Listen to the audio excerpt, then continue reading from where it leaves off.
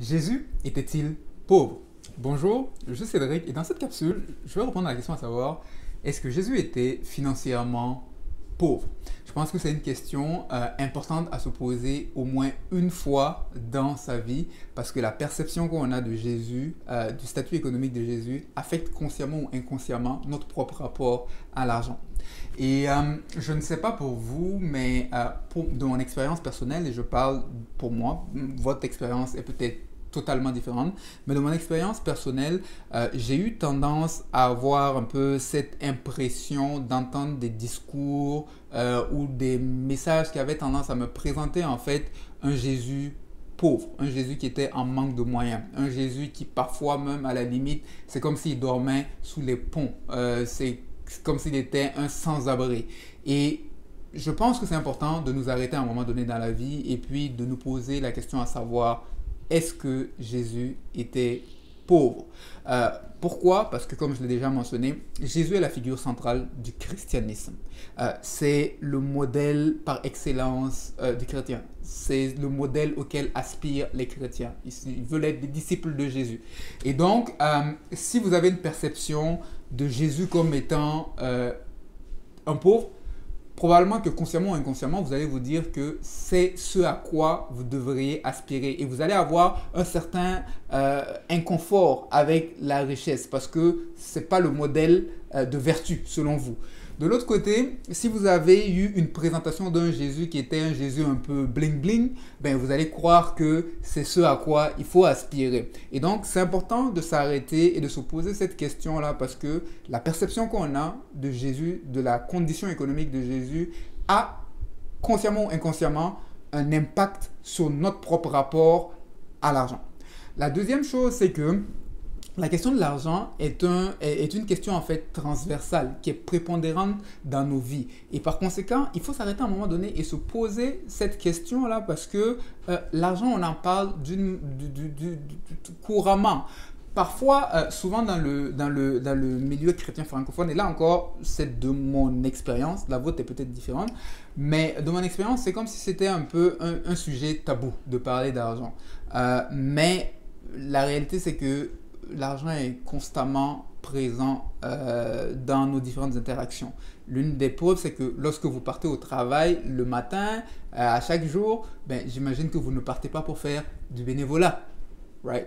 Donc, l'argent, les questions d'argent sont présentes, que ce soit au travail, que ce soit à la maison, que ce soit, il y a des chaînes de télé qui ne parlent d'argent que 24 heures sur 24. Donc, c'est un sujet prépondérant et c'est un sujet qui nous affecte d'une manière ou d'une autre. Et donc, on a besoin d'en parler parce que que vous parliez ou que vous ne parliez pas d'argent, la présence ou l'absence d'argent va se faire ressentir dans votre vie. En gros, l'argent s'en fout. Que vous parliez de lui ou que vous ne parliez pas de lui, lui, il va vous faire comprendre qu'il existe. Donc, vous avez intérêt à être prêt par rapport au sujet et être décoincé par rapport à ce sujet-là. Et donc, est-ce que Jésus était pauvre? Question importante parce qu'elle affecte notre rapport à l'argent et sur un sujet qui est quand même assez transversal et prépondérant dans nos vies et dans la société. Alors, je ne pense pas, selon les différentes recherches que j'ai eu à faire, lecture et réflexion sur le sujet, je ne pense pas que Jésus était pauvre. Et vous pouvez avoir un avis différent là-dessus. Mais je ne pense pas que Jésus était pauvre. Je ne pense pas que Jésus était en manque de moyens pour accomplir sa mission. Je pense que Jésus avait les moyens nécessaires pour accomplir sa mission. Pourquoi je pense là? Ben, je vais vous mentionner différents éléments. Le premier élément, c'est que la Bible nous mentionne que Jésus avait un trésorier en la personne de Judas qui de temps en temps piquait dans la caisse. Alors, je ne sais pas pour vous, mais j'ai rarement vu, ou pour ne pas dire, je n'ai pas encore vu un pauvre avoir un trésorier. De surcroît, avoir en fait une caisse dans laquelle on pouvait voler de temps en temps. Parce que généralement, quelqu'un qui n'a pas les moyens, généralement, sa caisse est vide. Donc, le fait qu'on me dise que Jésus avait un trésorier, bon, signifiait quand même qu'il y avait quelque chose à compter, parce que s'il n'y a pas quelque chose à compter, pourquoi tu vas avoir un trésorier? Il y avait probablement quelque chose dans la caisse. Parce que de temps en temps, on nous dit que quelqu'un enlevait quelque chose dans la caisse. Donc, ce sont des éléments qui m'amènent à se dire, bon, il devait quand même avoir certains moyens. Quel niveau, je ne sais, mais il devait quand même avoir des moyens.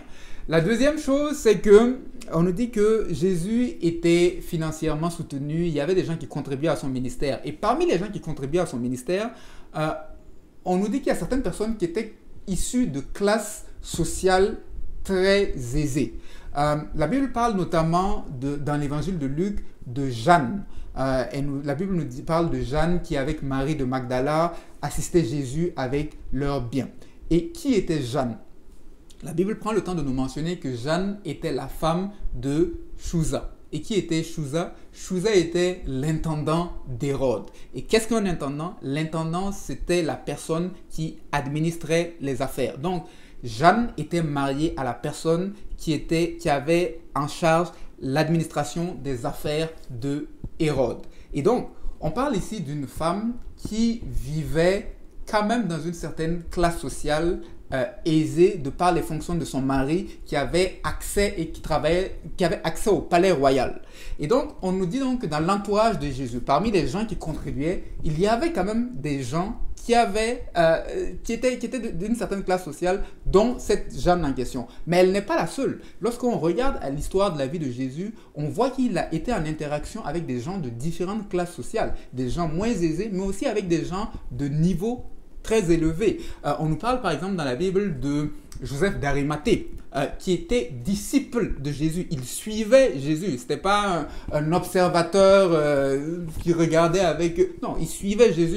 Il adhérait à ce qu'il disait. Et donc, la Bible nous parle de Joseph d'Arimathée et qui était en fait l'équivalent d'un sénateur moderne, en fait, qui siégeait un peu au Parlement. Et la Bible nous parle d'autres personnes, en fait, dans l'entourage de Jésus, qui étaient quand même issus de certaines classes sociales aisées. Et on nous dit explicitement que certains d'entre eux ont contribué dans le ministère de Jésus durant sa vie, mais aussi à sa mort. Et donc, j'ai de la difficulté à croire que un personnage comme Jésus, qui pouvait avoir des relations dans différentes sphères sociales, dont des sphères sociales élevées, était quelqu'un qu'on allait retrouver dormant dans les ponts et puis qui se cherchait un peu. Il y a comme quelque chose qui, je sais pas, moi dans ma réflexion qui colle pas. Il y a un élément il y a un bout qui manque. J'ai de la difficulté à croire à ça. Et le troisième élément, c'est les éléments spirituels. C'est qu'au-delà en fait de ces éléments physiques là, si on regarde à la dimension spirituelle de Jésus, la Bible nous dit que tout appartient à Dieu et par ricochet à Jésus. Et à titre d'exemple, lorsque Jésus devait payer ses taxes, on nous dit que il est allé prendre de l'argent dans la bouche d'un poisson. En gros, c'est comme s'il faisait venir en fait un poisson dans lequel se trouvait l'argent qui était nécessaire pour payer ses taxes. Et donc, on nous parle de quelqu'un qui était en contrôle sur tout, qui était en contrôle sur toutes les ressources, qui était en contrôle sur toutes les formes de pouvoir. Et ça, on le voit à différentes occasions, à travers tout ce qu'il fait. Et j'ai de la difficulté à croire en fait qu'un tel personnage ait été un pauvre mendiant qui manquait des moyens nécessaires pour accomplir en fait sa mission, qui manquait du nécessaire pour accomplir sa mission. Là encore, il y a quelque chose qui ne colle pas. Mais je sais que vous allez peut-être me dire que oui, mais il faut aussi regarder à d'autres éléments. Par exemple, Jésus a une fois dit à un jeune homme qui voulait le suivre, Jésus lui a dit les renards ont des tanières, mais le Fils de l'homme n'a pas d'endroit où poser sa tête. Mais voilà, Jésus, il était un homeless, il était un sans-abri, il ne savait même pas où dormir, etc. Il était pauvre. Ok. Oui, Jésus a dit cela. Mais j'aime bien ce que le théologien Dallas Willard disait en commentant ce texte. En fait, il expliquait que ce texte n'était pas un texte qui parlait de la condition économique de Jésus, mais c'est un texte qui parlait du style de vie de Jésus, du style de vie nomade, en fait. Parce que Jésus était constamment en déplacement comme les autres rabbins. Il était coutume pour les rabbins d'être constamment en déplacement d'un endroit à un autre. Et donc, quand Jésus parle à ce jeune homme de les renards ont des tanières et le Fils de l'homme n'a pas d'endroit où poser sa tête, il n'est pas en train de dire je suis pauvre. Il est en train de lui dire est-ce que tu es prêt à supporter ce style de vie-là où tu es constamment en déplacement. Et d'ailleurs, si vous regardez dans l'évangile de Luc, juste quelques versets avant que Jésus ne mentionne ce texte-là, on dit qu'il revient de Jérusalem où il a été rejeté. Et donc, Jésus est en train de parler à ce jeune homme-là. Est-ce que tu es prêt à ce style de vie où tu es constamment en déplacement d'une ville à une autre, où parfois tu vas avoir des rejets? Est-ce que tu es prêt à ça? Et donc, ce n'est pas un texte qui est en train de parler du statut économique de Jésus. C'est comme si vous me dites en fait que aujourd'hui vous avez certains pasteurs ou certains évangélistes qui par leur fonction ont besoin de bouger constamment, qui sont constamment dans les avions ou en déplacement, et vous dites parce que cette personne-là est constamment en déplacement, elle n'a pas un endroit qu'elle peut appeler maison, elle n'a pas de maison. Come on. Le fait que la personne soit en déplacement ne veut rien dire de sa situation économique. Et donc, ce n'est pas un texte qui parle du statut économique de Jésus, mais d'un certain style de vie qu'il avait et qui n'était pas propre seulement à lui, mais qui était aussi propre aux rabbins de l'époque. Et donc, le message, en fait, c'est qu'il faut arrêter d'avoir peur de l'argent.